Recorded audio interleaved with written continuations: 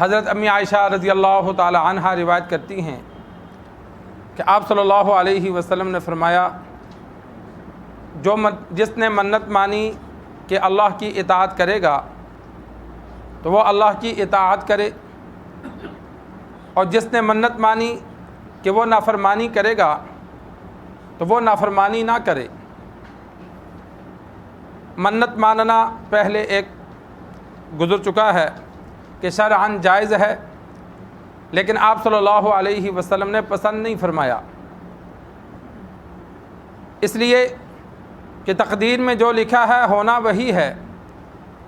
جو سخی بندہ ہوتا ہے اگر اس پر کوئی مشکل پیش آئے تو وہ منت نہیں مانتا بلکہ وہ فوراً صدقہ کرتا ہے۔ جو نیکی کرنے کی منت ماننی ہے وہ منت ماننے کے بجائے وہ پہلے کرتا ہے۔ نفل پڑھنے ہیں، صدقہ کرنا ہے، قرآن مجید کی تلاوت کرنی ہے، کوئی بھی کام کرنا ہے تو وہ یہ نہیں کہتا کہ میرا کام ہوگا تو پھر میں یہ کروں گا، بلکہ وہ پہلے پڑھ لیتا ہے کہ یا اللہ یہ میرا کام کر دے۔ کام ہو نہ ہو، نیکی کرے گا اس پر اجر ملے گا، صدقہ کرے گا اس پر اجر ملے گا۔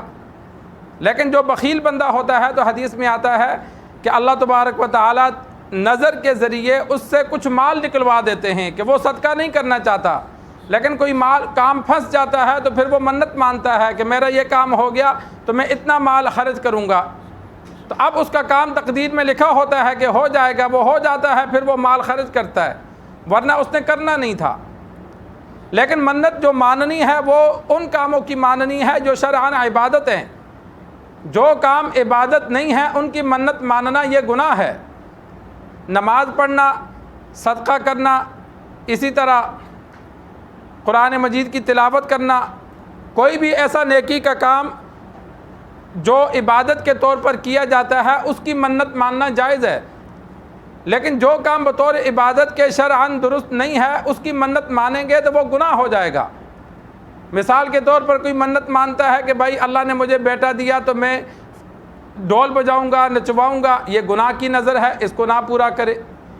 یا بعض لوگ جہالت کی وجہ سے منت مانتے ہیں کہ جی میرا فلاں کام ہو گیا تو میں گھر سے دربار تک پیدل جاؤں گا، ننگے پاؤں جاؤں گا۔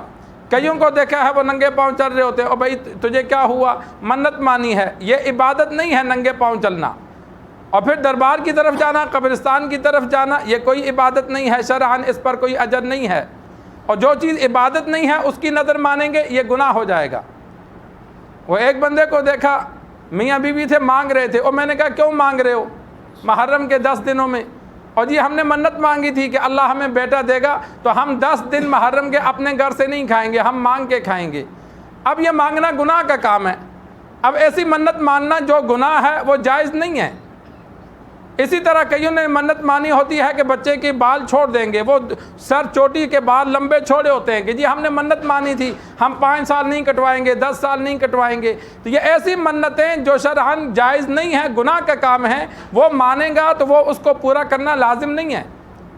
تو گناہ کے کام کی جو منت مانی ہے اگر اس کو پورا نہیں کریں گے، ظاہر بات ہے پورا کریں گے تو گناہ ہوگا، تو اس کا قسم کا کفارہ دیا جائے گا، کفارہ یمین دیا جائے گا۔ ایسی اگر کسی نے نظر مانی جو گناہ ہے تو اس کو پورا نہ کرے بلکہ قسم کا کفارہ ادا کر دے۔ جس طرح قسم توڑ دی اور اس کا کفارہ ادا کیا جاتا ہے، تو اسی طرح جو غلط نظر مانی ہے اس کا بھی کفارہ ادا کیا جائے گا، اور جو صحیح نظر مانی ہے اس کو پورا کیا جائے گا۔ اگر نظر مانی ہے کہ میں 10 پارے قرآن مجید کی تلاوت کروں گا میرا کام ہو گیا، یا میں 20 نفل پڑھوں گا، یا میں فلاں کام کروں گا، اس کو پورا کرے۔ ہاں ایسی نظر مانی جو پوری نہیں ہو سکتی اس کا بھی کفارہ دے گا۔ آپ صلی اللہ علیہ وسلم ایک محفل میں دیکھا، اسرائیل بندے کا نام تھا، وہ کھڑا تھا۔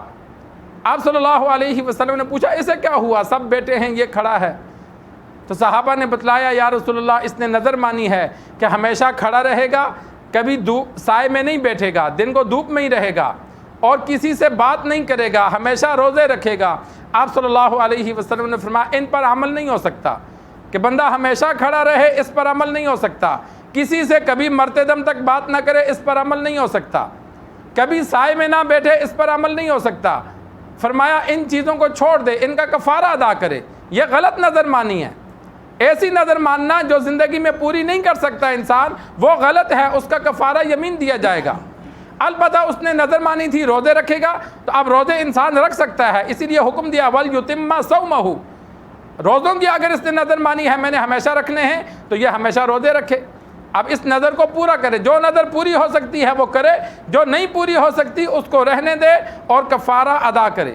اللہ سے دعا ہے اللہ تبارک و تعالی ہمیں مسائل سیکھ کر سمجھ کر عمل کرنے کی توفیق عطا فرمائے۔